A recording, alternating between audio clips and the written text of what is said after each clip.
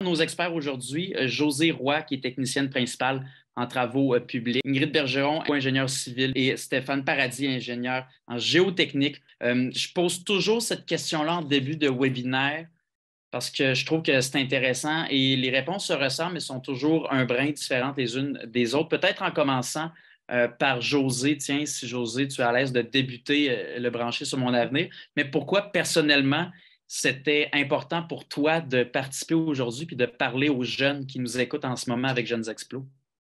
Bien, je trouve ça important. Le travail, il remplit, dans le fond, une grosse partie de ta vie.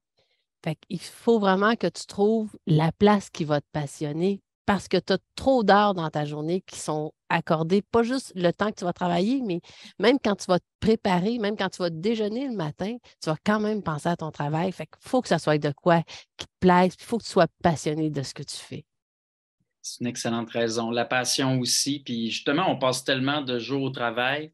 Pourquoi pas en trouver un qui nous passionne aussi? Ingrid, j'imagine que c'est un peu la même chose pour toi, mais toi, personnellement, Oui. pourquoi c'est important de participer au webinaire? Ben, en fait, oui, mais un peu différent en même temps aussi, parce que ben, moi, j'aime bien quand même répondre aux questions des jeunes par rapport au métier d'ingénieur, parce que je sais que c'est un métier qui, on, s- on a déjà entendu ça, mais ça ne veut pas dire que parce qu'on sait qu'être ingénieur, ça existe, qu'on sait qu'est-ce que ça fait un ingénieur dans la vie. Moi, ça me fait plaisir de répondre aux questions parce que quand j'avais leur âge, c'était les genres de questions que je me posais, puis je n'avais pas accès à quelqu'un qui pouvait répondre justement à ça. Là, on a une ressource aussi en toi pour répondre à ces mêmes questions que les jeunes ont probablement. Puis, Stéphane, j'imagine que les deux réponses précédentes te conviennent aussi. Mais toi, personnellement, pourquoi participer à Jeunes Explos aujourd'hui? Je vais faire du pouce là-dessus. Oui, ça prend un métier qui te passionne. Fait que tu le fais tous les jours, comme on se dit, là, c'est ça. Puis une grande partie de ta vie, tu fais ton métier. Mais on n'est pas éternel. Ça prend de la relève. Puis pour avoir de la relève, il faut leur donner cette petite piqûre-là, cette petite curiosité-là, pour leur montrer ce qu'on fait, leur montrer qu'on est passionné. Puis si jamais la curiosité est piquée, puis ils ont le goût d'en apprendre plus, c'est peut-être eux autres qui vont prendre notre place demain, là. Fait que c'est beau, là, nous autres, on le fait là, mais dans X années, on ne sera plus là. Ça va être eux autres qui vont prendre la place pour continuer ce métier-là qui nous motive au quotidien, là. Oui, puis ça prend de la relève. Puis on parle de métier au quotidien, là, avant de peut-être développer, là, puis que ça devienne une discussion. Peut-être à tour de rôle, j'aimerais ça vous demander parce que chaque dictionnaire, Google a une définition théorique de votre emploi, tu sais, puis des fois, on la lit, puis on est comme, hey, mon Dieu, est-ce que ça décrit tant que ça exactement ce que je fais précisément? Donc, j'ai peut-être envie de vous demander à chacun votre tour, votre définition en vos propres mots de c'est quoi votre emploi. Par exemple, Josée Roy, tu es technicienne principale en travaux publics environ, là. Mais dans tes mots à toi, ça veut dire quoi? C'est quoi ton emploi dans tes mots? Un technicien en travaux publics, c'est très vaste. En fond, au cégep, c'est la technologie du génie civil qui va être choisie. Puis, dans le fond, c'est un DEC de 3 ans que tu vas faire après ton secondaire ou autrement si tu décides de faire une réorientation de carrière, ce qui a été mon cas. Puis, avec ça, les portes qui te sont ouvertes sont énormes parce que c'est très vaste. Mais ça va être un petit peu le cas de l'ingénieur qui va être à l'université. Mais fait que tu peux travailler soit au niveau des enrobés, soit au niveau des structures, soit avec des contracteurs, des entrepreneurs. C'est des possibilités de travail, que ce soit si tu aimes mieux faire du bureau, ben, il y a une partie, ça va être du dessin technique que tu vas faire. Fait que, c'est fou, là, toutes les possibilités qu'il y a. Puis ben, dans mon cas, ben, c'est vraiment l'inspection de structure qui, qui est ma profession. Et Ingrid, est-ce que toi aussi, tu es ingénieur, ben Stéphane aussi. Je veux dire, ingénieur, pour toi, Ingrid, ton métier dans tes mots, tu dirais que c'est quoi? À part la définition théorique, tu sais, plus pratique dans tes mots, ça ressemble à quoi ton métier? Ben, règle générale, être ingénieur, dans le fond, c'est utiliser sa logique puis ses connaissances pour résoudre des problèmes. C'est ça, hein? C'est pas mal Et ça. Stéphane, est-ce que tu en penses? Qu'est-ce que c'est une bonne description globale d'être ingénieur? C'est résoudre des problèmes. C'est Oui, ça, être ingénieur. mais après ça, ça dépend dans quelle branche tu as pris, puis où tu Exactement, te c'est ça. spécialises. Puis C'est là, ça. justement, là, La ça peut nature être des le jour et problèmes va la être autant nuit. diverse qu'il y a d'ingénieurs à Terre, tu sais. C'est ça. Ça doit être le jour et la nuit, le quotidien d'Ingrid, ton quotidien, puis le mien. C'est ça. Fait que Stéphane, parce que tu es ingénieur, mais tu es en géotechnique aussi, tout précisément, on parle justement, tu parles des branches de tout ça, l'ingénierie. Toi, c'est quoi exactement ton métier dans tes mots? Ben, ça me fait sourire parce que je suis ingénieur en géologie de formation, mais tu peux prendre la branche géotechnique, mais qui est du génie civil, comme Ingrid. Mais la géotechnique, c'est la mécanique des sols. Fait que là, je dis que je suis ingénieur en géotechnique, mais là, vu que je suis à la section des mouvements de terrain, je fais des mouvements de terrain à l'année longue. Fait que ça va loin. Un ingénieur en géologie peut aller dans le domaine minier, peut aller dans des contaminations de sol en environnement, peut aussi aller se glisser en géotechnique, mais ça prend ta base. Mais après ça, un ingénieur, c'est ça, un ingénieur, c'est très vaste, puis il y a tellement de domaines d'ingénierie. Fait qu'il suffit de trouver sa voie, puis après ça, se spécialiser selon nos intérêts, puis selon, comment je pourrais dire ça?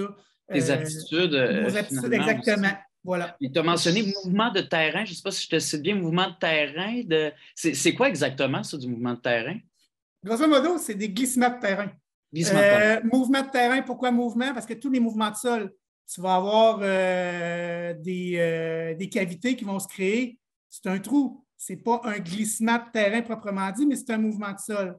Fait que là, moi, je suis un petit peu l'intrus parce qu'on est dans la semaine des transports, mais au ministère des Transports, on a une section qui s'occupe de la problématique des glissements de terrain pour tout le Québec, tout au courant de l'année. C'est sûr que ça ne glisse pas pendant l'hiver. Bien, encore là, c'est encore drôle. Ça arrive durant des périodes de redoux, mais oui, là, si on veut faire l'image, c'est les glissements de terrain. Je peux bien rajouter n'importe quel mouvement de sol, mais la plupart du temps, on est appelé dans le cas pour des glissements de terrain. Et moi, la question s'adresse vraiment à vous trois parce que vous avez des emplois semblables, qui se ressemblent beaucoup dans certains cas, mais quand même, c'est différent aussi. Mais je veux savoir, pourquoi travailler pour le transport, par exemple, sur le ministère des Transports ou carrément le domaine du transport? Qu'est-ce que, selon vous, il y a d'enrichissant à travailler dans votre domaine? Je veux peut-être juste revenir sur ce que Stéphane parlait un peu avant d'aller versus le ministère des Transports. Parce que le génie civil, c'est un génie qui est très, très, très diversifié. Puis être ingénieur tout court, travailler dans le génie, il y a des millions de possibilités. Puis quand tu es ingénieur, ben, ces millions de possibilités-là s'offrent à toi. Mais même quand tu es technicien aussi en génie, c'est pareil. Tu sais, tu peux travailler n'importe où, tu peux travailler dans n'importe quel domaine. Après ça, pourquoi venir travailler au gouvernement, au ministère des Transports? Bien là, les raisons sont personnelles à chacun, je pense. Là. C'est parce que, premièrement, oui, il y a beaucoup d'ouvrages. Les routes sont toujours à refaire, les ponts sont toujours à réparer, sont toujours à inspecter. Il y a beaucoup d'ouvrages au gouvernement. La programmation, on parle de 7,2 milliards, 7,4 milliards, me semble, au ministère des Transports pour les 2 prochaines années. 7,4 milliards sur 2 ans. C'est au-dessus de 2000 chantiers par année au ministère des Transports qui se font. Donc, l'ouvrage, il n'en manque pas. Oui. Il ne manquait pas d'emploi, puis c'est pour ça qu'il y a de la place aussi pour de la relève. Mais j'imagine que vos journées, autant qu'il y a de chantiers, de routes, de moyens de transport, vos journées sont remplies aussi, mais j'imagine que ça ne se ressemble pas vraiment. Josée, toi, par exemple, une journée typique dans ton emploi ou une semaine typique, on va dire, ça ressemble à quoi? Bien, en fait, ça va dépendre de la saison parce que durant la saison, mettons, divisons ça à peu près en deux, bien, la saison d'été, on va être beaucoup plus à l'extérieur parce qu'on va profiter de la température. Puis, les ponts vont être beaucoup plus accessibles parce qu'il n'y aura pas de neige qui va recouvrir le terrain, tout ça. Fait que ça va être environ 3-4 jours par semaine où on va être dehors à faire l'inspection des ponts. Puis nécessairement, toutes les données qu'on va avoir recueillies, bien nécessairement aussi, il faut qu'ils soient saisis dans un système qu'on appelle le système de gestion des structures du Québec. Puis à ce moment-là, ça veut dire que dans nos journées qu'on n'est pas à l'extérieur ou qu'il pleut, bien, à ce moment-là, on va faire de la saisie de cette information-là. Alors que durant l'hiver, on va regarder plus au niveau de la programmation. Ingrid parlait qu'il y a 7,2 millions, mais il faut milliards, oui, excusez. Dans quel ordre on va ça va être quoi l'ordonnancement? C'est quoi les priorités? Puis, dans le fond, à partir du moment où on va analyser une structure pour dire à savoir qu'est-ce que je fais avec cette structure-là? Est-ce que je lui fais juste une petite réparation parce que c'est ce qu'elle a besoin? Ou si j'ai besoin d'aller plus grandement, mais c'est tellement des grosses réparations que est-ce qu'on serait peut-être mieux de démolir la structure, en construire une neuve? Bien, il y a cette analyse-là qu'il faut qu'il soit faite. Puis, dans le fond, ça fait partie des choses qu'on fait, en fait, toute l'année, mais plus durant l'hiver. Ça change quand même aussi au gré des saisons également, parce que c'est vrai qu'on a 4 saisons qui sont absolument différentes, puis on le voit beaucoup sur nos routes aussi, puis quand on conduit. Mais Stéphane, Ingrid, vous, est-ce que c'est également, à l'instar de Josée, ça change selon les saisons, ou s'il y a un peu plus de, je ne vais pas dire de routine, mais de structure qui continue à travers les saisons? Par exemple, toi, Ingrid, ton day-to-day, comme on dit en bon français, tes semaines, tes journées typiques ressemblent à quoi? Oui. Ça, c'est la question qu'on a tout le temps. À quoi ça ressemble la journée typique d'un ingénieur? Mais la réponse courte, c'est qu'il n'y en a pas. Parce que, puis c'est la réponse dole aussi, parce que c'est jamais pareil. Dans le fond, tu sais, c'est comme je disais tout à l'heure, l'ingénieur, c'est régler des problèmes. Mais les problèmes changent en fonction de la saison, en fonction de sur quoi tu travailles, puis en fonction de qu'est-ce que tu fais. Mais si vous me permettez, je vais juste vous partager mon écran. Oui. Un petit peu, je veux-tu l'avoir? Il est là. OK. Parce que dans le fond, j'avais fait une présentation, fait que là, tant qu'à faire, je vais vous la montrer. Dans le fond, concrètement, est-ce que vous voyez mon écran? Ça marche-tu? Oui. OK. Concrètement, ça fait quoi un ingénieur civil? Puis comme je disais, la réponse courte, ça dépend. Ça dépend du type d'emploi qu'on occupe, puis ça dépend du domaine dans lequel on pratique.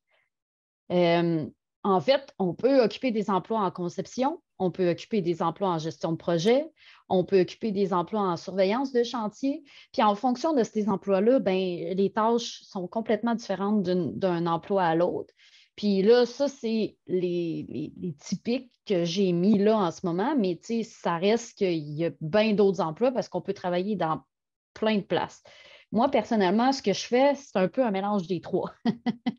Fait que l'hiver, ben, on fait plus de la conception puis de la gestion de projet, puis l'été, on fait de la surveillance de chantier. Donc, l'hiver, on prépare des projets pour l'été ou l'autre été d'après. Fait que quand on fait de la conception, ben, on va faire soit des calculs, des fois, pour des structures, on va faire de la modélisation, de la mise en plan. Après ça, il faut valider les plans, il faut signer les plans, on va faire des devis, on va estimer les coûts de construction.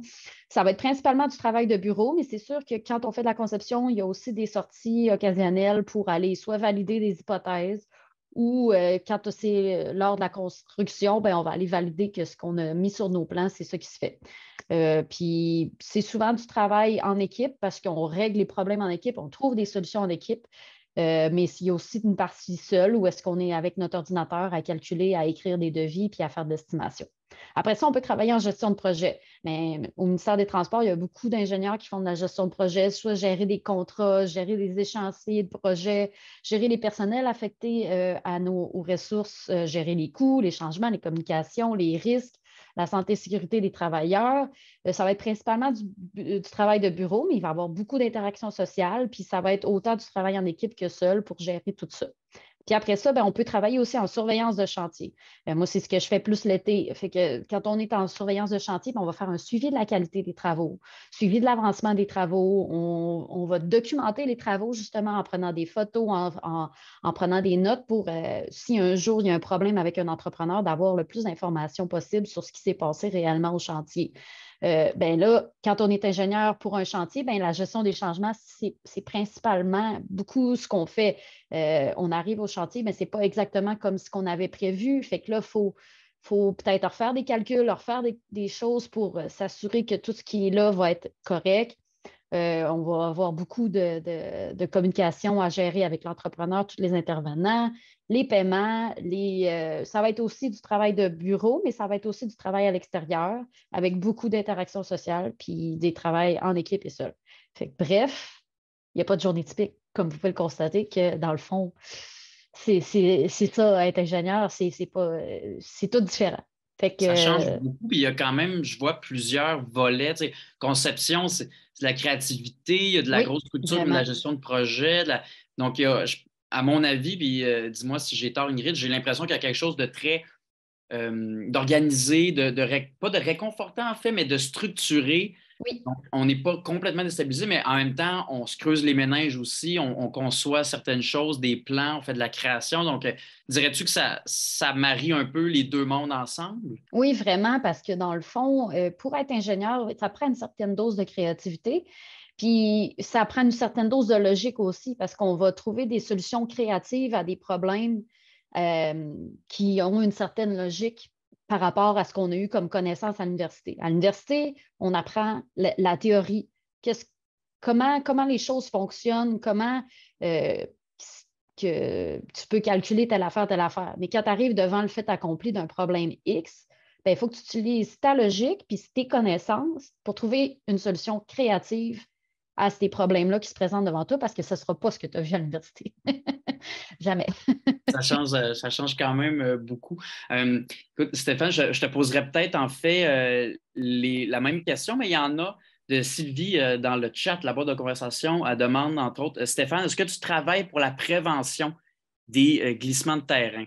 Oui, ben je l'ai vu passer cette question-là tantôt, puis j'allais répondre justement en utilisant les volets d'Ingrid, que oui, c'est toujours différent.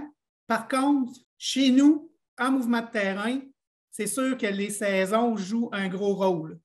Puis on ne se le cachera pas. Habituellement, ça glisse. Ben, ça glisse plus au printemps et à l'automne. Ça glisse dans tout au courant de l'année. Là. Puis j'allais y aller surtout pour répondre ici avec les mandats principaux qu'on a. Nous autres, on est une douzaine d'ingénieurs, là, mais on a tous à peu près le même rôle. Là. On va toujours partir à 2 sur des sinistres, sur des cas de glissement, mais c'est pour ça que j'en viens. Je vais essayer d'être court, précis, puis d'utiliser des mots que tout le monde comprenne. Je vais y aller avec 2 mandats principaux. Prévention, là, j'y réponds à prévention. Oui, notre mandat premier, c'est de faire la cartographie des zones qui sont potentiellement exposées au glissement de terrain pour toute la province. Puis ça, cette cartographie-là, on ne la fait pas pour le ministère des Transports. C'est un partenariat multi-ministère qui s'est fait avec le ministère des Affaires municipales, le ministère de la Sécurité publique, pour gérer ce qui va se bâtir dans le futur, mais le déjà bâti par rapport à cette problématique-là, pour pas que le monde aille s'exposer de façon volontaire dans des zones qui sont susceptibles de glisser. Là. Puis encore là, je veux dire, on ne se le cachera pas, là, c'est pas parce que c'est ça qui est spécial en risque naturel, c'est qu'on connaît tous les endroits où il y a des ingrédients, là, un peu comme les tremblements de terre, mais moi, je ne peux pas prédire les glissements de terrain. Je sais où est-ce que c'est propice. Il y a des endroits que c'est plus propice que d'autres. Tous les ingrédients sont là, mais ça ne veut pas dire que ça va glisser demain matin, dans 10 ans ou dans 100 ans. Par contre, les ingrédients sont là, fait que faut quand même vivre, puis apprendre à vivre, puis pas gérer notre environnement pour nous autres créer des conditions qui pourraient les déclencher. Fait qu'on va jouer sur cet aspect-là. Fait que pour ça, prévention, il y a nos cartes. Nos cartes qui vont être données aux municipalités, puis c'est surtout les municipalités et les MRC qui vont les intégrer à leur schéma d'aménagement. Puis après ça, c'est des cartes de contraintes à l'utilisation du sol. Fait que les gens, dans leur aménagement, ben, ils vont avoir des contraintes à respecter pour ne pas déclencher des glissements de terrain là, de façon humaine, par la pratique de tous les jours. Mandat cartographie. On va faire avancer ça souvent l'hiver parce que c'est plus tranquille, ça glisse moins. Là, vous allez dire, ah, le sol est gelé, ça ne glisse pas. C'est en partie vrai, mais c'est souvent les premiers mètres qui sont gelés, mais c'est parce que les précipitations sont solides. Puis le couvert neigeux reste. Fait qu'il n'y a pas d'infiltration d'eau. Fait que ça fait que aussi les rivières sont à leur plus bas. Fait que les conditions sont idéales pour ne pas que ça glisse. Par contre, l'hiver, il y a des redoux des fois, puis il y a des crues soudaines. Fait que ça peut glisser. Mais en tout cas, souvent, nous autres, l'inondation va rimer avec glissement de terrain, mais il va y avoir les inondations avant. Fait que les inondations vont se résorber. Là, on va avoir plein de cicatrices partout, puis là, on va être appelé. De là, le printemps, notre deuxième mandat, puis c'est surtout le printemps puis l'automne qu'on est porté plus à plus sortir, mais on va sortir à l'été aussi. Oui. Pour la sécurité publique, c'est nous, leur expertise conseil. On est comme une firme de génie conseil de privé, mais là, on est le gouvernement pour le gouvernement, mais là, au lieu, il n'y a pas d'équivalent dans le privé. Fait que c'est nous que la sécurité publique va appeler quand il y a des glissements de terrain qui menacent des maisons, puis des biens essentiels, des puits pour l'apport en eau des maisons, en tout cas. Fait que c'est sûr que s'il y a un sinistre dans la cour d'un particulier, la sécurité publique va y aller parce qu'ils ont des conseillers en sécurité civile dans toutes les régions du Québec. C'est eux autres qui vont être notre premier filtre. C'est eux autres qui se déplacent au début à la demande de la municipalité. Ils vont aller voir les citoyens, mais ce n'est pas des experts en glissement de terrain. Fait que là, quand la situation le demande, la plupart du temps, ils vont nous rappeler, c'est que là, nous autres, on va aller évaluer s'il y a vraiment un danger. Un danger que la maison puisse être emportée. Puis ça va qu'on recommande, parce que ce n'est pas nous autres qui vont faire les évacuations, mais on va recommander aux autorités municipales, s'il y a vraiment un danger, il faut évacuer la maison. Donc, vous avez quand même un métier, parce que les trois, vous travaillez là-dedans. Je veux dire, on parle de maisons qui pourraient être inondées. Vous avez quand même un métier qui est vital. Là. Tu sais, souvent, on parle d'un emploi, on va dire, ben, on ne change pas le monde, on ne sauve pas des vies. Moi, j'entends ça dans mon domaine aussi, des gens qui disent, on fait de la radio, de la télé, on ne change pas. Mais tu sais, vous, j'ai l'impression, avec ce que tu me dis, Stéphane, mais j'imagine, Ingrid, Josée, à quel point vous aussi, vous êtes d'accord avec ça. Peut-être que vous avez, c'est quand même... c'est humble à dire, mais vous avez un impact réel sur la vie des gens. On n'a pas le choix. Ben, c'est ça. Ben, là, en glissement de terrain, oui, c'est direct, mais même en transport, au côté, le ministère des Transports, c'est la mobilité des gens. La route est coupée.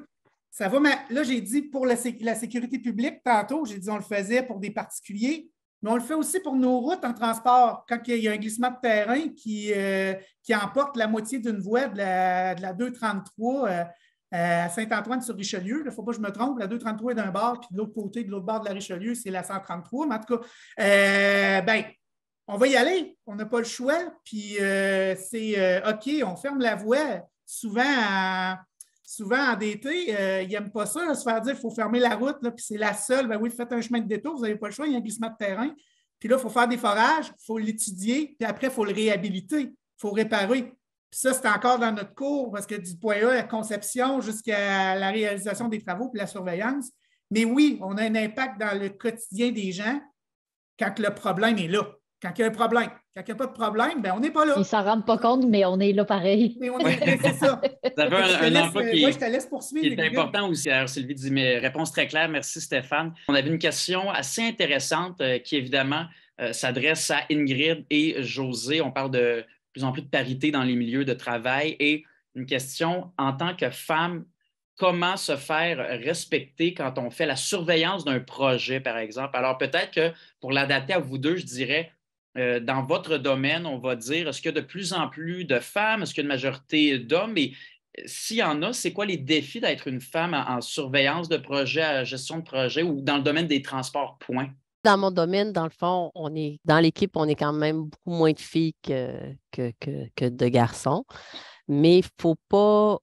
Il y a une partie qu'il faut savoir que il y a 20 ans, dans le fond, les équipements n'étaient pas faits pour les femmes. Fait que ça devenait même pour une femme, même physiquement, c'était plus compliqué parce que c'était difficile d'avoir même des gants de la bonne grandeur.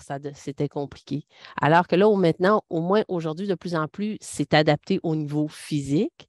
Mais il faut savoir aussi qu'il y a plein de possibilités que ce n'est pas juste physiquement, mais il y a plein d'instruments qui vont faire que tu ne seras pas obligé nécessairement de forcer si fort que ça. Il faut juste que tu aies le bon instrument pour ne pas avoir à forcer. Par contre, au niveau chantier, j'ai fait quelques surveillances de chantier où ça n'a pas été un problème. Dans le fond, à partir du moment où ils savent que tu es la personne qui a cet emploi-là à faire, puis que tu es compétente dans ton domaine. Mais je ne sais pas si c'est sur un gros chantier, ça aurait le même impact ou à ce sens-là. Là. Je vais continuer. Ouais, c'est ça. Parce que moi, personnellement, je travaille sur un gros chantier. Là, je travaille au Pont-Pierre-Laporte. Puis, il y a au-dessus de 100 travailleurs à tous les jours. Puis, on est peut-être 3 filles. Là. Fait que... mais honnêtement, moi, j'ai fini mon bac en 2010. Fait que, ça fait 13 ans que je travaille, puis j'ai jamais eu de problème sur les chantiers en tant que tel. Les gars sont très respectueux. Tu sais, quand tu es là, tu es la personne d'autorité, un peu comme Josée disait, c'est ça ton travail. Ils respectent ce que tu fais. Puis c'est la même chose quand tu es avec d'autres ingénieurs, parce que ça, c'est sur les chantiers. Quand tu es ingénieur, tu es ingénieur. Que tu sois un gars ou une fille, ça ne fait pas vraiment de différence, là. Tu sais, chacun a ses connaissances, chacun a sa légitimité dans l'emploi qu'il occupe. Le genre ne fait aucune différence. Toutes les sortes de personnes vont faire des ingénieurs différents puis vont faire des bons ingénieurs. Fait qu'il n'y a pas autant à être une fille qu'à être un garçon. Il y a des avantages, des inconvénients. Puis chaque personne va apporter son lot au travail. Fait que je vous dirais que oui, il y a plus de gars que de filles en génie, mais je ne vois pas ça comme un désavantage ni un inconvénient d'être une fille parmi des gars. Je me sens comme quelqu'un qui travaille avec d'autres mondes. Tu sais, c'est pas, il n'y a pas il y a pas d'emphase mise sur le genre. Non. C'est bien parfait. Donc, c'est la preuve quand même que peu importe le genre, justement, on peut être sur notre X comme vous l'êtes, vous trois, dans votre métier. Puis je pense qu'on a tous et toutes un moment dans le cadre de nos études ou de notre emploi, un stage, où on se rend compte qu'on est possiblement au bon endroit, justement, sur notre X. Toi, Stéphane, si je commence avec toi, te rappelles-tu? Et c'est quoi le moment où tu t'es dit, OK, je veux travailler dans les transports, c'est vraiment ma place. Et en l'occurrence, l'emploi que j'occupe en ce moment. C'est quoi le moment, le petit déclic qui s'est fait? Les transports, encore là, comme je dis, risque naturel, c'était un peu un drôle de parcours. Mais oui, j'étais assis dans un cours à l'université au début de mon bac universitaire, puis mon bac universitaire, je ne le cacherai pas, j'ai été l'étudiant, moi, au cégep, qui ne savait pas trop où aller, mais qui a fait ses sciences nature parce que oui, j'avais un penchant pour les sciences. Mais encore là, moi, je veux dire, j'ai vu des orienteurs, mais j'étais désorienté, je ne savais pas vraiment. Puis oui, comme tout le monde, tu penses, tu veux faire un peu les sciences de la santé, puis j'ai vu que ce n'était pas ma place. Fait que là, ce que tu te fais dire souvent, c'est que bon, va en ingénierie, mais comme on dit, c'est tellement vaste, l'ingénierie, on va choisir. Puis j'ai choisi génie géologique, je veux dire, parce que je savais que c'était un bon dosage, parce qu'on sortait, il y avait des extérieur, intérieur. Puis là, les cours de mécanique des sols sont arrivés parce que oui, l'ingénieur en géologie, il faut quand même qu'il y ait une base de mécanique des sols. Ça fait partie de la formation en général. Puis, un de nos cours, on recevait du monde de la pratique. Puis j'ai une de mes collègues qui était venue nous faire une conférence, justement, dans un de mes cours, sur la tragédie de Saint-Jean-Vianney. Puis, ce que ça avait fait au gouvernement, puis pourquoi maintenant il y avait une équipe qui faisait du glissement de terrain à l'année. Saint-Jean-Vianney a été précurseur, mais c'était vraiment... Mais pour le Québec aussi, là, pour la manière aussi de gérer les glissements de terrain, parce qu'avant Saint-Jean-Vianney, bon, personne ne pensait que c'était une problématique qui était présente puis quand même répandue. Puis avec Saint-Jean-Vianney, bon, le gouvernement du Québec a pris d'autres décisions, puis nous autres, on est comme une nouvelle équipe. Il y en a une équipe qui avait travaillé dans les années 70-80 après le glissement.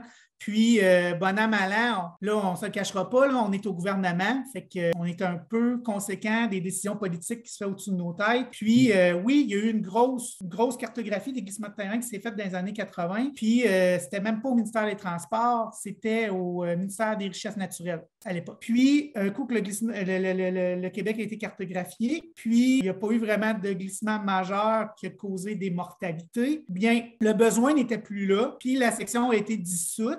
Les budgets non plus n'étaient pas là. Puis, c'est comme disparu. Puis, c'est revenu à la suite des événements du déluge du Saguenay. Bon, ça, fin de l'anecdote, fin de la parenthèse.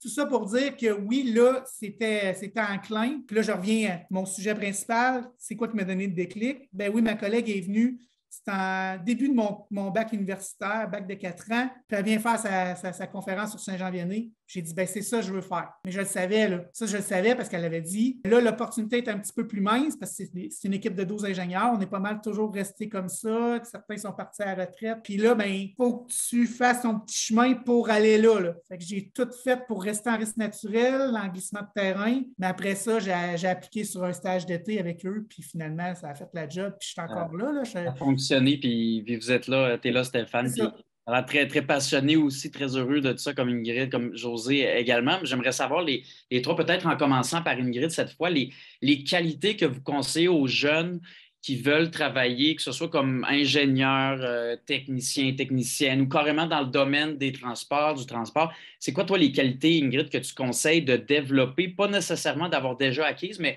des qualités à essayer de peaufiner ou travailler pour être performant, pour être heureux dans ce domaine-ci? Ça aussi, c'est une question que j'ai souvent. Là, encore une fois, la réponse, c'est que n'importe quoi. Tu sais, toutes les qualités vont faire de toi un ingénieur bon ou différent d'un autre. Que tu sois quelqu'un d'introverti ou d'extroverti, tu peux être ingénieur. Que tu sois quelqu'un qui est créatif ou qui l'est moins un peu, qui aime plus la gestion, qui aime plus les ressources humaines, qui aime plus la recherche, n'importe quelle qualité. Si tu es curieux, c'est à peu près ça. C'est tout ce que ça prend. Ça prend de la curiosité, puis ça prend aussi peut-être un peu un genre de désir de savoir comment les choses fonctionnent dans la vie, de savoir, c'est un peu savoir avec la curiosité, tout ça, de la débrouillardise, d'être polyvalent en réalité, dans le fond, c'est quelqu'un qui va faire un bon ingénieur. C'est un des... Tu sais, oui, pour être ingénieur, il faut que tu fasses tes cours de mathématiques, de sciences, puis tout ça, mais tes cours de français, tes cours d'anglais, tes cours de géographie, tes cours de... Tout ça, c'est quand même important parce que tu vas écrire des courriels, tu vas parler avec du monde, tu vas essayer de comprendre dans d'autres pays comment ça fonctionne. N'importe quoi, la polyvalence, la curiosité, c'est un peu ça que ça prend pour n'importe quel métier en bout de ligne, tu sais. Polyvalence, curiosité. Toi, José, quelle Moi, je, qualité tu conseilles de développer? moi, je rajouterais la logique. Oui, c'est sûr, mais Parce que, en même temps, quand tu es ouais. curieux, c'est parce que tu veux comprendre la Oui, logique c'est derrière ça, les choses. exactement. Puis, compte tenu que tous les trois, dans le fond, on est au niveau du génie, mais c'est ça, le génie, c'est les choses pratiques. Fait qu'il faut, parce que moi, j'ai fait un retour aux études parce que dans un premier temps, j'étais au niveau adaptation scolaire où là, en fait, c'était pratique, mais avec l'humain, alors que là, maintenant, je suis avec des choses sur lesquelles on travaille. Je travaille avec des humains, mais pour régler des problèmes en fait, sur des structures, ces trucs-là. Fait qu'il faut vouloir être logique, faut vouloir faire avancer les choses. Puis c'est pour ça que quand Ingrid a dit la curiosité, oui, parce que c'est ça qui va faire que tu vas avoir le goût de résoudre les problèmes. Puis la différence, peut-être que dans les futures questions, ça peut être c'est quoi la différence entre le technicien puis l'ingénieur? Parce que les deux, on travaille de pair beaucoup, beaucoup, beaucoup. Au ministère des Transports, il y a vraiment une belle chimie qui se fait entre les techniciens et les ingénieurs. La partie ingénieur, je pense qu'il y a la partie responsabilité qui est un petit peu plus grande. Le technicien, tant qu'à lui, va travailler peut-être un petit peu plus, va faire un petit peu plus de terrain de façon générale, mais encore là, ça va dépendre des domaines encore là aussi, là. Mais les deux, il y a le salaire aussi qui peut être différent. Ça, il ne faut pas se le cacher. Mais si tu n'as pas le goût de taper les minimums. La responsabilité qui vient quand même avec. C'est ça, mais je pense que. Parce que dans le fond, si on veut comparer, mettons, moi, je fais de l'inspection de structures, j'ai des structures qui sont de niveau ingénieur et j'ai des structures qui sont de niveau technicien. Quand je fais des structures de niveau technicien, je vais aller avec un autre technicien, on va faire l'inspection.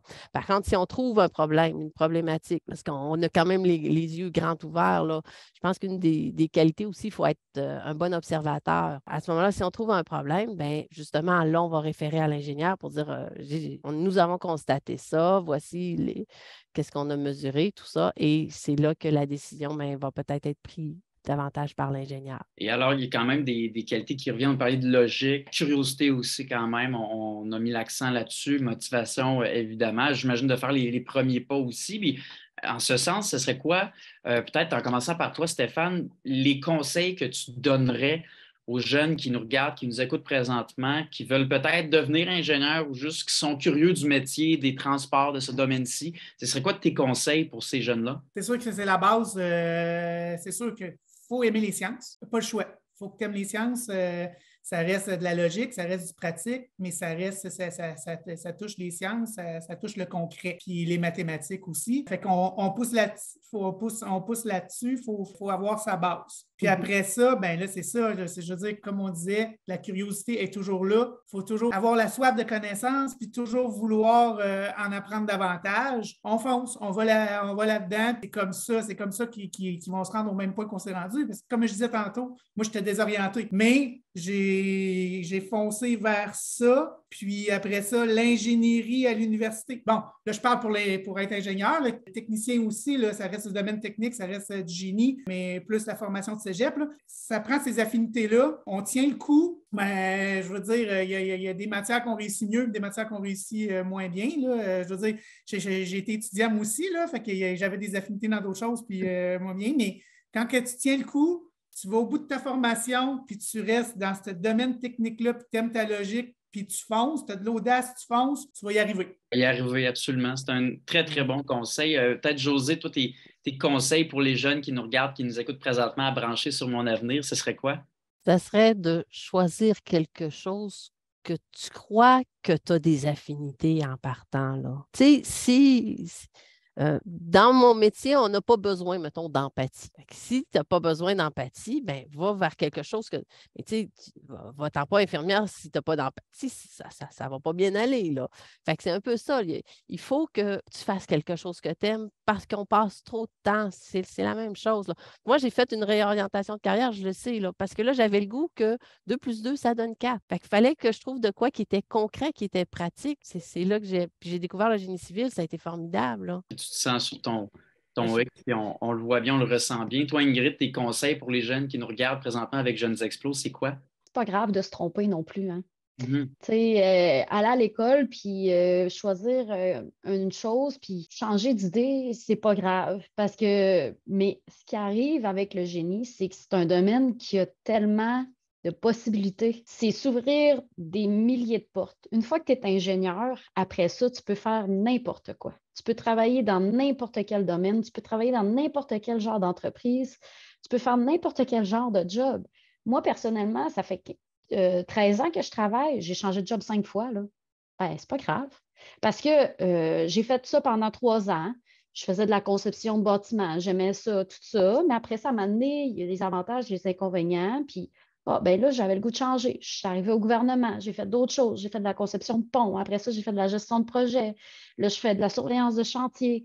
C'est pas grave de changer de place, mais c'est ça qui est le fun en étant ingénieur, c'est que les possibilités sont infinies, puis les opportunités sont infinies aussi. Puis je veux juste partager mon écran une dernière petite seconde. Oui, absolument, ben oui. Parce que je veux vous montrer, dans le fond, toutes les sortes de génies qui existent au Québec. Il y en a beaucoup. Dans des universités, ça se donne au Québec. Donc, génie agro-environnemental, biotechnologique, génie minier, génie agroalimentaire, civil, technologie de l'information, mécanique, géomatique, forestier, logiciel, aérospatial, physique, chimique, électrique, bâtiment, informatique, géologique, robotique, génie des eaux, biomédical, alimentaire, bioressources, métallurgique, matériaux, industriels, opérations et logique, le génie du bois. Ça fait Tout beaucoup. ça, là, c'est tous des ingénieurs. Puis ça, c'est tous des baccalauréats qui se donnent dans des universités au Québec. Donc, s'il y a un de ces domaines-là qui vous parle, puis que vous avez le goût de résoudre les problèmes d'avenir dans ce domaine-là, foncez. Puis, je vous inviterai aussi à aller voir le site placepourtoi.ca, qui est un site de l'Ordre des ingénieurs pour guider les jeunes, justement, à voir si le génie, ça peut être quelque chose qui pourrait les intéresser. Oui, absolument. Puis il y a aussi des informations sur le site, les réseaux sociaux de Jeunes Explos également, Transport Québec, Ministère du Transport, etc. C'est clair qu'on peut trouver des informations là-dessus.